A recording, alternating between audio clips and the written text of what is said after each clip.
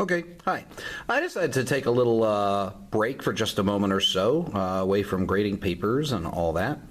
I know that some people, they've been seeing this box here, and they kind of wonder, well, what's going on in there? He seems to be painting something. Well, what is that all about? Well, let me just give you a quick thing so everybody is in on the know, and it is I paint miniatures. I paint historical miniatures, and at some point in the past, I've painted these little guys here, which if you look, they're 15 millimeter or 1/100th scale for all you modeling fans.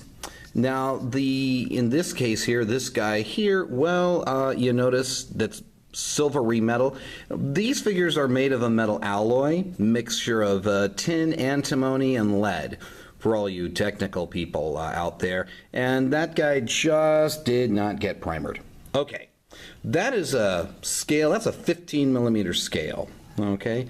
That's 15 millimeter scale. I've done a lot of painting in that, but recently I've decided, and I'm going to bring a package here, to get into a larger scale.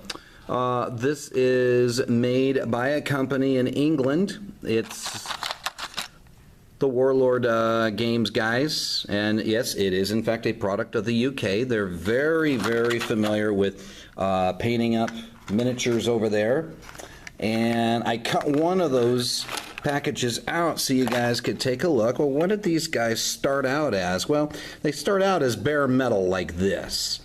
Now, this is a first for me because up to this point I've been working with the smaller guys, and I'll just bring these guys in comparison so you can see. I've been working with the smaller guys, and well, I didn't get to go and pick heads to go and put on these guys. Now, you can look at this guy here. He looks like he's sweating under the hot sun.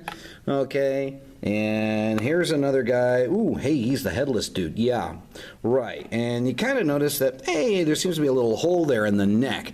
Well, that's because I get to choose one of these two heads to glue right onto the neck. That's part of the hobby.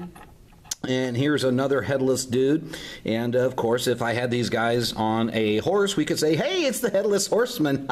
Okay, it's the end of the week. Work with me on this. But anyways, this is a mortar crew. Okay, and this is the support weapon that these guys work with. And okay, I'm going to put those guys off to the side. And okay, well, what do you do next? Well, you have to primer these guys. Now, this little fellow here, this is from another package. This is not an American. This is a German. As I'm painting two opposing armies at this point, but you'll notice that the main color of this guy is black. Well, that's because of the primer.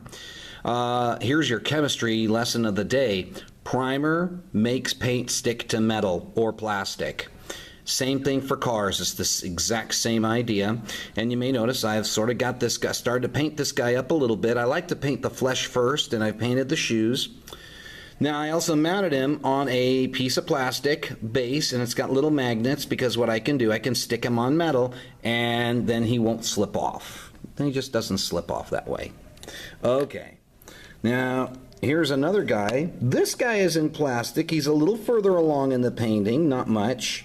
Okay, but he also is mounted on a green base with plastic with a magnet on it, and it'll take a little while to finish this guy up. I have here the German support weapon, which it's just starting. I just gave it a basic coat right there. Now, okay, what's the final end going to look like? Well, I've got this guy here. This is an American platoon commander. He would be a lieutenant. And this is basically what these guys would look like about the time they make the Normandy landings. And I'm turning them around so that you can see some of the detail on this guy. The base, I used railroad ballast and static grass. So that way, instead of having one color or one texture, it's kind of boring when you have a scale that size. But anyways, now you have an idea of what these guys look like. And ultimately, my goal is to play on a playing field where there are little trees and little houses, and there are rules. In this case, it's called bolt action rules. And, well, That's it. Bye.